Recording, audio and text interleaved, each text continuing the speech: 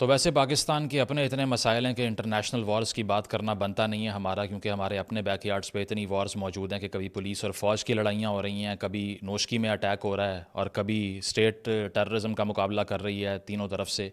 लेकिन अब मसला ये होता है कि किसी भी आलमी जंग में पाकिस्तान में बहुत से लोग एक साइड पिक करके जिंगोइज़म फैलाना शुरू कर देते हैं, तो उनके लिए फिर बात करनी पड़ जाती है। 2 महीने पहले यही पाकिस्तानी ईरान के अगेंस्ट जो पाकिस्तान एयरफोर्स ने एयर स्ट्राइक्स की थी, चूँकि उससे पहले जैश अल अदल के टारगेट्स पर ईरान ने हमला किया, उसको सेलिब्रेट कर रहे थे लोग। कह रहे थे कि हमसे पंगा ना लें वरना नेस्तो नाबूद कर देंगे, तबाह कर देंगे। हमने तो बजट भी सारा जंगी सामान पे लगा दिया, इसलिए लड़ना नहीं चाहिए हमसे। आज उसी ईरान को सेलिब्रेट किया जा रहा है। आयरॉनिकली 2 महीने में हमारी इंटरनेशनल आइडियोलॉजी चेंज हो गई है।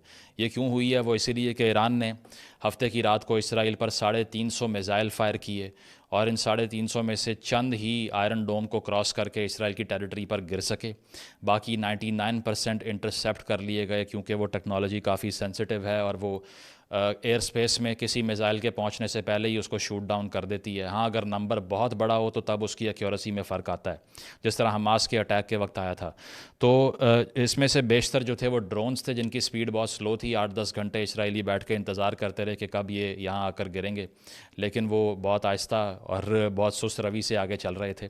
लेकिन साथ साथ इसमें कुछ हाई स्पीड बैलिस्टिक मिसाइल्स भी थे, जिनकी रफ़्तार के बारे में कहा जाता है कि वो जो स्पीड ऑफ साउंड है उससे डबल है, और वो 15 से 20 मिनट में ये जो फासला है तकरीबन 1600 मील का इसराइल और ईरान के दरमियान, इसको क्रॉस कर लिया इतने कम टाइम में उन्होंने।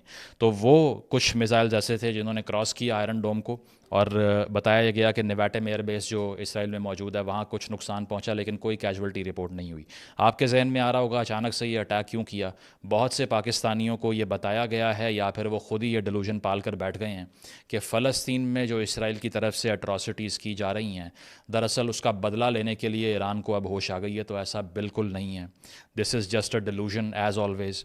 और उसकी वजह यह है कि ईरान ने सिर्फ अपनी टेरिटरी पे अटैक का बदला लिया है। उनकी टेरिटरी पे अटैक कैसे हो गया? वो ऐसे हुआ कि दमास्कस में जो एम्बेसी थी ईरान की, 1 अप्रैल को इसराइल ने उसको टारगेट किया। वहाँ पर 7 कैजुअल्टीज़ रिपोर्ट हुई, और IRGC के लोग, जो कि ईरान के रेवोल्यूशनरी गार्ड्स हैं, जो फोर्स है उनकी, उसके लोग वहाँ पर मौजूद थे। इसमें बहुत एक प्रोमिनेंट जो उनके कमांडर थे, ब्रिगेडियर जनरल रज़ा ज़ाहिदी, उनकी कैजुअल्टी भी रिपोर्ट की गई।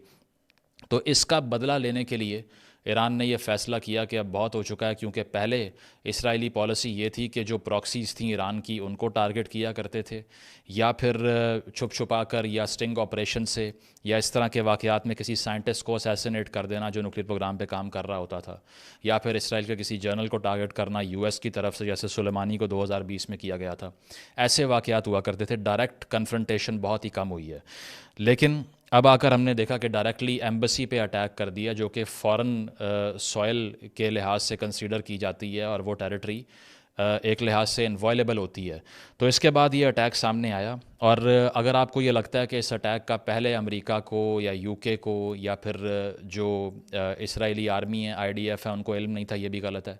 तकरीबन 72 घंटे पहले ही वार्निंग दे दी गई थी कि हम अटैक करेंगे, और यही ये बताता है कि असल में पर्पज़ ये नहीं था कि वहाँ पर लोगों को मारना है या फिर जंग का आगाज़ करना है, बल्कि इंटिमिडेट करने का पर्पज़ था। और जो इससे पहले वाक़यात इसराइल ने किए ईरान के अगेंस्ट, उसको बराबर करने का पर्पज़ था, जिसको हम एक लिहाज से कहते हैं कि रिजम्पशन ऑफ ऑनर, कि जो आपका मोराल होता है उसको आप रिज्यूम करते हैं और एक स्टेलमेट की पोजीशन पे पहुंचते हैं, अवेंज करते हैं, बदला लेते हैं।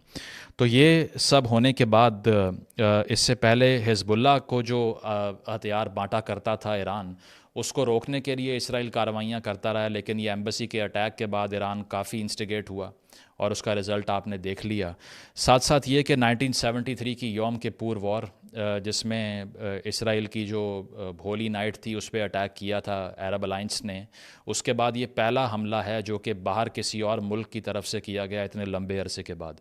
तो ऐसा नहीं है कि इसराइल एक्सपोज नहीं हुआ, ऐसा नहीं है कि उनकी टेक्नोलॉजी का इस्तेमाल जो है उससे उनको नुकसान नहीं पहुंचा। इसराइली मीडिया के मुताबिक ही बताया जा रहा है कि एक रात में $1.3 बिलियन का नुकसान हुआ है इसराइल को।